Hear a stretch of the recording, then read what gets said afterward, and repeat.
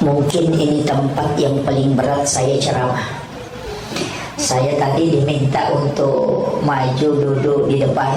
Saya pasti tidak melakukan. Saya ta'zim kepada beliau. Kalau saya duduk di sana berarti membelakangi beliau. Makanya saya mohon izin, mohon dimaafkan. Saya harus duduk di sini, ini pun sangat berat. Kami selalu diajarkan ta'zim kepada guru-guru yang mulia. Kita karena berkah di situ ada. Makanya kita bersyukur di tempat ini ada penerus yang bisa kita tempati untuk mengambil sanad ilmu. Itu penting.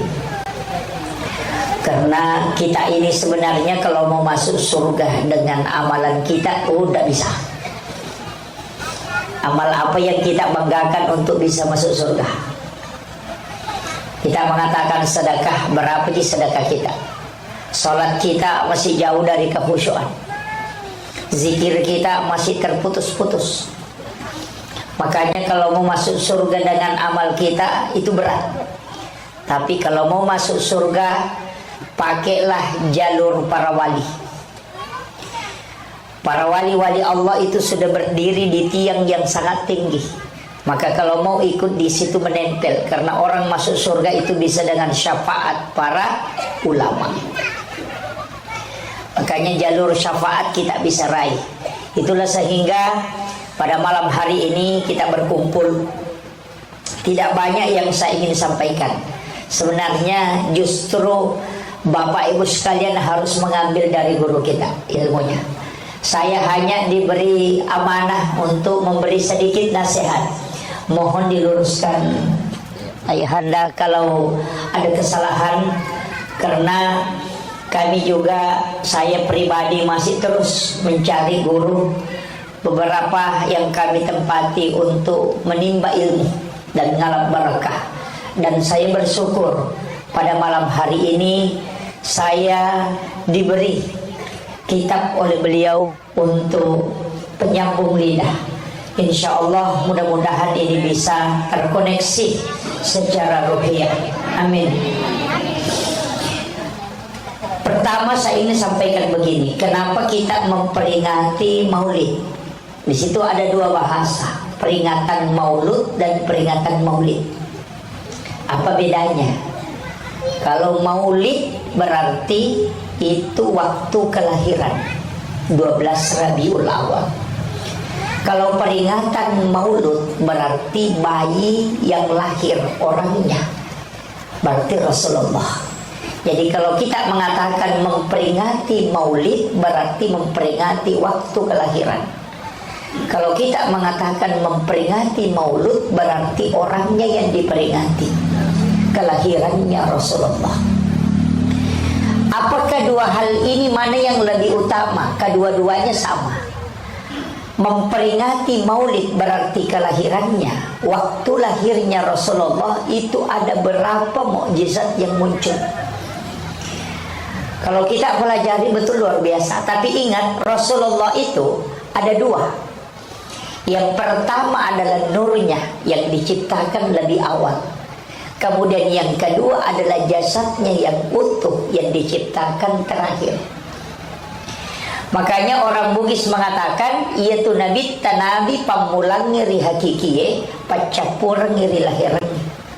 Artinya apa? Rasulullah itu adalah nabi yang pertama di alam hakikat, tapi dia yang terakhir di alam lahiriah. Saya harus perjelasin supaya ndak bingung. Allah menyebut di dalam Al-Quran, ini yang dijadikan dasar para ulama sufi untuk mengambil dasar bahwa yang pertama diciptakan adalah nur. Di dalam Al-Quran Allah mengatakan, qad ja'akum minallahi nurun wa kitabun mubin. Telah datang dari Tuhanmu cahaya. Mana yang dimaksud dengan nur di situ? Itu adalah nurun Muhammad. Kemudian dia mengatakan wa kitabun mubin, dan kitab yang menerangkan. Makanya Injil, Taurat, Zabur, dan Al-Quran itu belakangan. Yang pertama adalah Nurun Muhammad.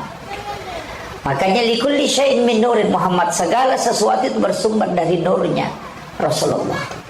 Itulah sehingga setiap kita bersalawat kepada Rasulullah itu selalu dibagi dua. Ketika dia salawat untuk nurnya Rasulullah, maka bentuknya fi'il madhi. Tapi ketika salawat ditujukan kepada Rasulullah, maka bentuknya fi'il mudhari'. Salawat kepada nurnya Rasulullah bentuk fi'il madhi, bentuk lampau. Karena sebelum jasadnya diciptakan, orang malaikat sudah bersalawat. Tapi salawatnya bentuknya fi'il madhi, itu menggunakan kalimat sallallahu ala Muhammad. Itu fi'il madhi. Karena itu salawat Nurul Muhammad. Disebutlah salawat Jibril, karena Jibril bersalawat sebelum Rasulullah diciptakan jasadnya. Makanya disebut salawat Nurul Muhammad. Makanya sallallahu ala Muhammad adalah salawat Nurul Muhammad. Kemudian Allahumma sholli ala Sayyidina Muhammad adalah salawat yang dalam bentuk fi'il mudhari, yang terus berkesinambungan kita amalkan, karena itu adalah salawat yang utuh setelah Rasulullah diciptakan. Nah, makanya kalau kita mengatakan sallallahu ala Muhammad, itu adalah salawat nurnya. Makanya dalam mahalul qiyam kita baca itu bukan Allahumma sholli. Kenapa? Karena yang kita salami adalah nurnya. Dari situlah sehingga kita berdiri, karena yang datang adalah nurnya Rasulullah. Ini penting saya luruskan karena banyak orang yang salahkan. Ada yang menganggap oh itu bid'ah. Dan ada yang mengatakan ini amalan-amalan seperti ini bid'ah. Itu karena tidak sampai ilmunya ke sana. Saya itu Pak Bu ketika selalu disalahkan, kenapa maulid, kenapa ini, kenapa Isra Mi'raj, kenapa baca doa, kenapa barasanji, kenapa. Saya mengatakan gampang aja Pak Bu. Saya maulid, saya Isra Mi'raj karena ulama yang diangkat jadi wali oleh Allah semua melakukan itu. Kiai Haji Muhammad Said Abdul Ghani, guru sekumpul Martapura, melaksanakan maulid, melaksanakan barasanji, melaksanakan habsi, semua dia lakukan, dan itu diangkat menjadi wali. Seandainya itu dibenci oleh Allah dan Rasulnya, tidak mungkin ini diangkat jadi wali. Salman Al-Banjari tidak mungkin diangkat jadi wali seandainya maulid dan barasanji, Isra Mi'raj itu dibenci oleh Allah.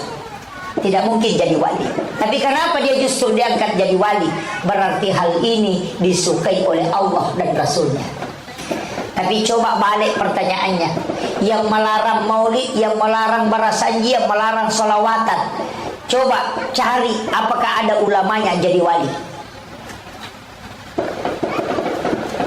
Itu aja. Sebenarnya itu Pak Bu, kita simple. Makanya saya mengatakan kita mau ikuti ulama yang jelas-jelas sudah diangkat jadi wali, atau ikuti yang belum jelas. Kan begitu. Makanya kalau ada anak ibu mau masukkan ke pondok tahfizul Quran, gampang sekali. Tanya saja gurunya, apakah pondok ini membaca Al-Quran untuk orang meninggal? Kalau bilang tidak, tidak usah masukkan ke situ. Kenapa? Nanti anak kita bertengkar kalau pulang ke rumah. Ada orang meninggal disuruh ngaji, dia bilang tidak boleh. Guruku bilang tidak boleh. Makanya ibu sendiri yang stres. Nanti kalau meninggal juga tidak dibacakan Quran, karena ibu memasukkan anaknya di tempat yang melarang baca Quran untuk orang meninggal. Itu saya harus kasih tahu, supaya anak tidak stres. Carilah pondok yang sama-sama paham kita Ahlus Sunnah wal Jamaah. Itu aja kuncinya. Ini penting saya sampaikan, karena banyak sekarang itu berdiri pondok-pondok tahfizul Quran yang kata tapi berbeda dengan paham Ahlus Sunnah wal Jamaah. Cepat memang hafal, cepat hafal Quran, tapi apa yang dilakukan itu berbeda akidah dengan kita. Nah, Islam ini harus dikaji dengan 3 tahapan. Yang pertama kajian Islam, yang kedua kajian iman, yang ketiga kajian ihsan. Kajian Islam itu adalah kajian hukum-hukum. Ulamanya disebut fuqaha. Mazhabnya Syafi'i, Maliki, Hanafi, Ahmad bin Hambal. Itu mazhabnya. Ulamanya disebut fuqaha. Naik satu tingkat disebut kajian iman. Itu kajian tauhid. Ilmunya disebut teologi. Mazhabnya Mu'tazilah, Jabariyah, Qadariyah, Sunni dengan Syiah. Ulamanya disebut murabbi. Naik satu tingkat disebut kajian ihsan. Ulamanya disebut mursyid. Mazhabnya itulah yang masuk dalam tarekat-tarekat. Nah, ini yang harus dibedakan. Kadang-kala penceramah itu bahas fikih baru salahkan tasawuf karena memang bukan bidangnya. Sama dokter, Bapak Ibu sekalian, ada dokter jantung, ada dokter kulit, ada dokter tulang. Kalau sakit jantungnya jangan ke dokter kulit, tidak ketemu itu. Iya. Kalau tidak bisa khusyuk dalam sholat, jangan ke ulama fikih, tidak bisa. Ulama fikih mengajarkan gerakannya. Kalau mau khusyuk dalam sholat, tanya ulama hakikat. Itu penting. Kalau jantungnya masalah, lari ke dokter jantung, jangan ke dokter kulit. Nggak bisa ketemu, Pak. Ini yang banyak orang mau khusyuk tapi belajar fikih. Oh, nggak bisa. Fikih itu hukum, tata cara takbir, tata cara baca Fatihah, ruku bagaimana, sujudnya bagaimana. Itu tata caranya. Kalau mau khusyuk, belajar sama ulama yang kasyaf. Itu kuncinya. Karena sekarang banyak orang, Pak, mau khusyuk belajar fikih sehingga takbirnya Allahu Akbar. Poin jadi masalah. Ini takbirnya dibola-balik Allahu Akbar. Sampai keras semua badannya. Kenapa? Mau belajar khusyuk tapi pada gerakan. Nggak bisa.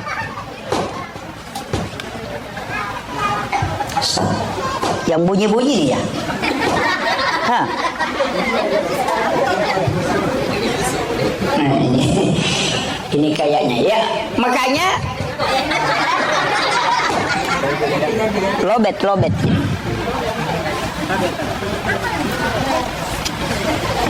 Wah, langsung sekalian ngempat ini. Satu.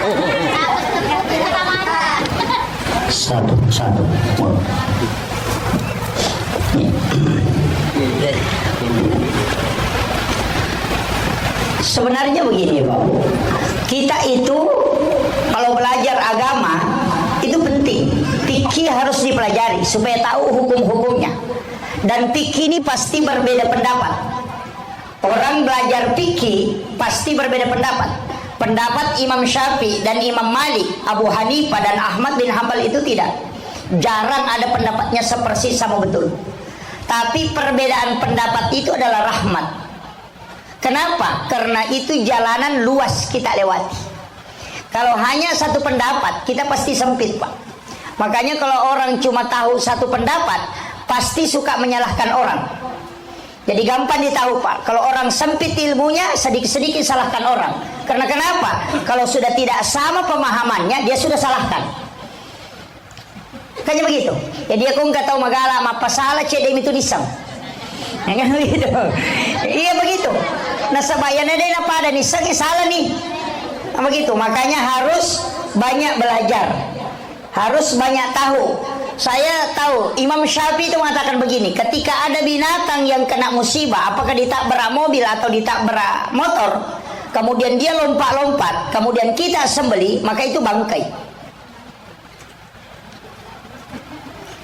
Kalau dia bergerak-gerak itu bangkai, walaupun disembeli. Kita kan sering begitu. Ada ayam ditabrak mobil, langsung ambil pisau, baru langsung baca Bismillahi Allahu Akbar, langsung disembeli. Mengatakan masih halal. Kalau Imam Syafi'i itu sudah haram.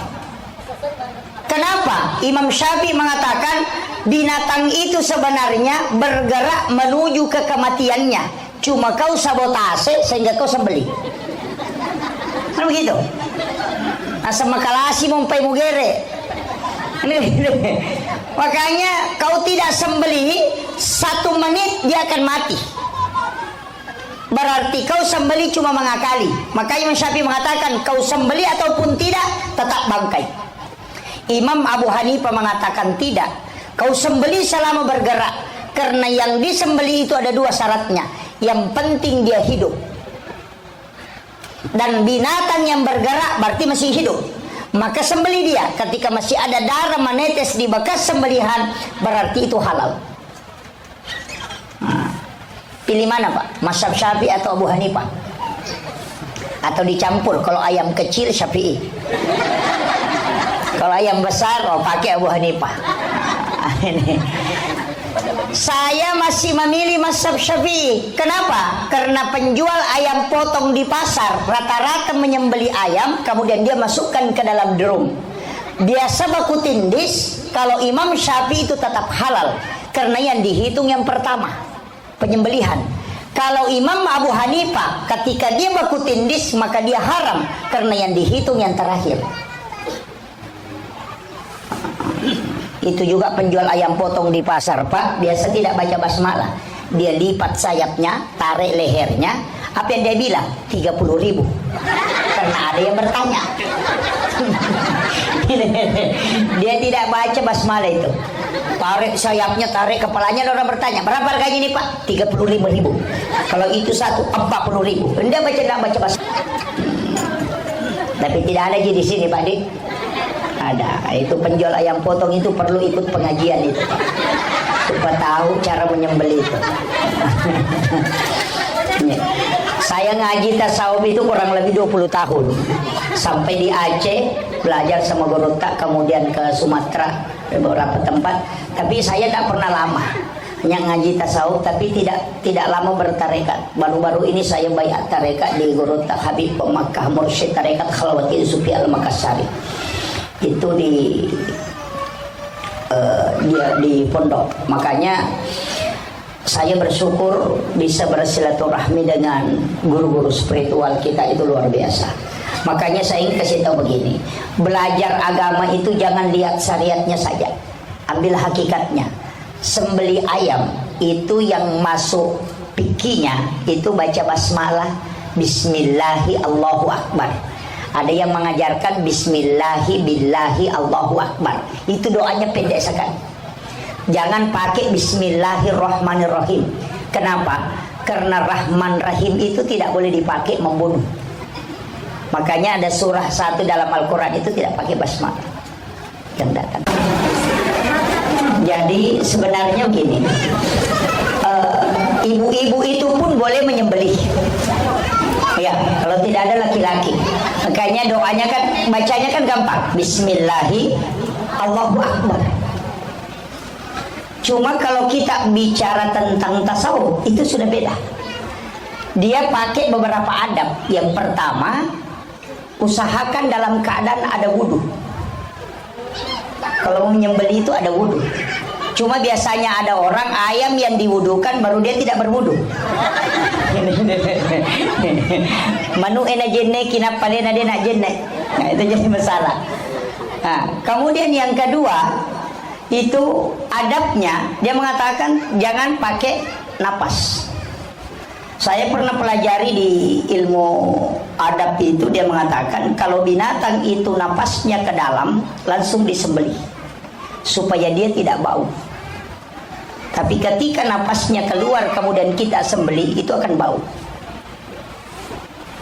Itu kuncinya. Jadi kalau menyembelih itu makanya tunggu sampai napasnya masuk. Makanya biasa diikutkan dengan napas. Tapi kalau ayamnya tua, itu lidah jangan menyentuh langit-langit dan ke bawah. Simpang pas di tengah. Kemudian sembelih. Insya Allah tidak keras dagingnya.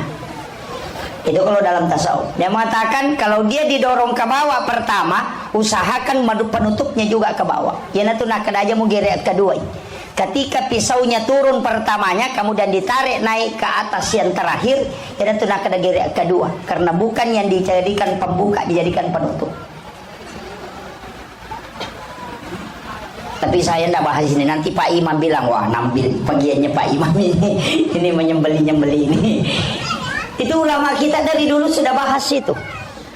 Nah, kemudian saya lanjutkan, makanya kalau kita bicara tentang Nurul Muhammad, itu sebenarnya yang pertama diciptakan oleh Allah. Dari situ semua, bahkan kita, makanya kita selalu mengatakan assalatu wassalamu alaika ya ababar ruh, karena bapaknya ruh itu adalah Nurul Muhammad. Kalau bapaknya kita ini di dunia adalah bapak yang kita punya nama itu, tapi kalau Nurul Muhammad itu adalah bapaknya ruh. Makanya sering kita mengatakan assalatu wassalamu alaika ya ababar ruh. Maka dari situlah ketika khatib duduk di atas mimbar untuk mengambil khutbah kedua, kita meletakkan tangan kanan di dada sebelah kiri, kemudian kita membaca Ahmad Ruhullah, Muhammad Habibullah, supaya orang itu akan dikenali dengan syafaatnya kala di yaumil akhir. Kemudian Nur Rasulullah itu sebenarnya Nabi Adam kan sudah tahu ketika dia diciptakan oleh Allah, kemudian disuruh bersalawat kepada Nabi. Apa katanya? Adakah yang diciptakan sebelum aku? Dia tanya Jibril, wahai Jibril, adakah yang diciptakan sebelum aku? Kan aku yang pertama. Kemudian Jibril mengatakan tidak, ada yang diciptakan sebelum engkau. Dia adalah Nur Muhammad. Kemudian Nabi Adam meminta untuk melihat itu, siapa itu. Kemudian malaikat mengangkat sayapnya karena Jibril pun tidak bisa melihatnya. Dari situlah kenapa Rasulullah setiap berjalan ada awan yang menutupi bagian atasnya, sehingga sinar matahari tidak menyentuh tubuh Rasulullah. Bukan karena Nabi tidak mau terkena sinar matahari, bukan juga karena Nabi takut hitam kenapa dia tidak terkena sinar matahari. Kenapa awan itu menutupi? Karena nurnya Rasulullah ketika ketemu dengan nurnya matahari, maka matahari akan hancur. Dari situlah awan menutupi supaya matahari itu tidak hancur. Ini banyak orang mengatakan bahwa Rasulullah itu karena ditutupi awan hanya karena dijaga supaya Nabi tidak kena sinar matahari. Tidak, Nabi kepengen kena sinar matahari, tapi matahari akan hancur ketika dia ketemu dengan nurnya Rasulullah. Maka dia dijaga. Makanya sebenarnya segala sesuatu itu mulia karena Rasulullah. Hajar Aswad tidak akan dicium orang yang melaksanakan haji dan umrah seandainya Nabi tidak pernah menciumnya. Makanya Hajar Aswad itu Pak tidak mulia. Dia berubah menjadi mulia karena Rasulullah menciumnya. Makanya seandainya Nabi tidak pernah menciumnya, maka tidak ada orang mencium Hajar Aswad. Ini nih, makanya ulama kita dari dulu mengatakan apapun yang disandarkan kepada Rasulullah itu pasti mulia. Dan saya selalu mengatakan kita ini bersyukur Pak, kalau yang hadir dalam majelis ini masuk neraka fatal betul itu. Fatal betul. Saya kalau kita sudah masuk duduk begini, hadir di majelis itu sudah didoakan malaikat, walaupun datangnya tidur Pak, tidak masalah. Makanya saya itu kalau ngaji ada orang tidur, saya tidak pernah permasalahkan. Karena satu-satunya perbuatan yang tidak berdosa itu cuma tidur. Iya, makanya ulama tasawuf itu mengatakan an-naumu tarkul haram. Tidur itu meninggalkan haram. Orang kalau sholat berjamaah Pak masih bisa berdosa. Kalau dia panjang bacaannya